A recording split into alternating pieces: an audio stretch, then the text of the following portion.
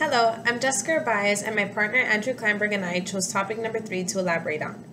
The field of positive psychology and Buddhist psychology both place a strong emphasis on the betterment and highest potential humans can achieve. The concepts and theories of Abraham Maslow, Erickson, and the Dalai Lama outline the basic needs, habits, and factors humans require to successfully lead happy, loving, and peaceful lives. The popular lecture of the Dalai Lama, The Seeds of Compassion, gave us a further understanding of the significance and necessity of trust and care given by our mothers, that in turn which could be extended out to others as we transform and aspire to self-actualization. We'll explore how the concepts of positive and Buddhist psychology address children who grew up with unhealthy parents, as well as personality development similarities between the Dalai Lama's speech, Erickson, and Maslow. I wanted to start out with a quote from the Dalai Lama that really ties together the point of the video for me. Our first deep and happy experience is when mothers hold us and feed us milk.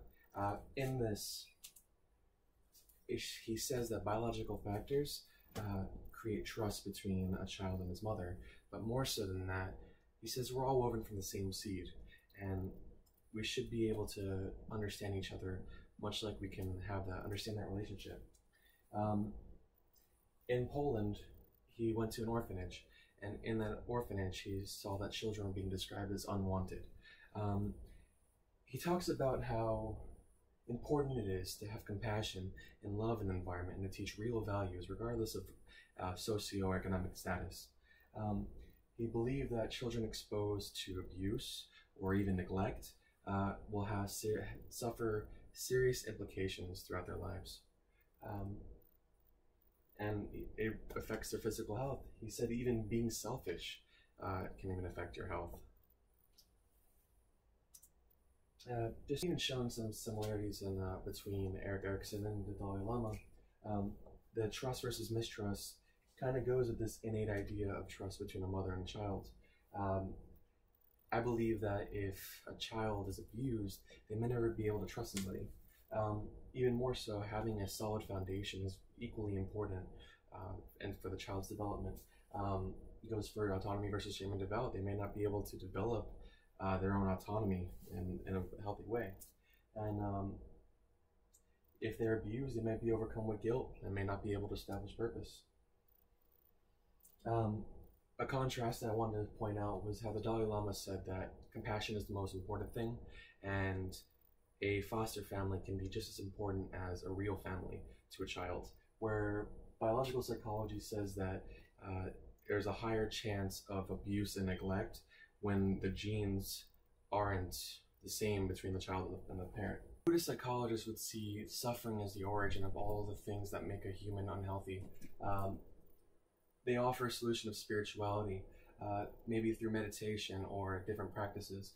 They want you to understand the doctrine of anatta, the no self, and to abandon it to reach nirvana or enlightenment.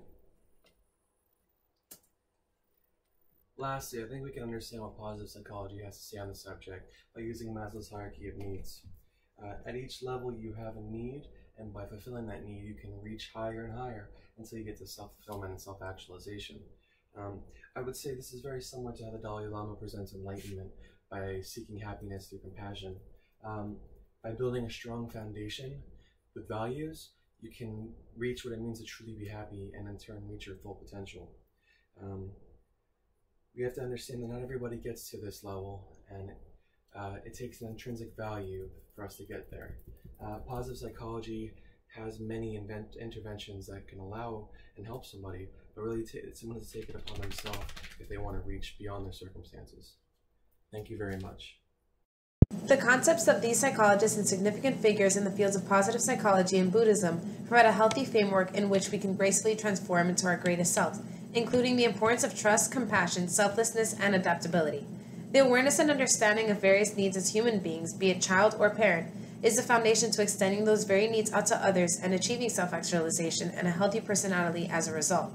As said by the Dalai Lama, all humans are born with a seed of compassion. Through exercising methods of positivity, trust, and genuine compassion, our overall well-being and success as a healthy individual can unfold.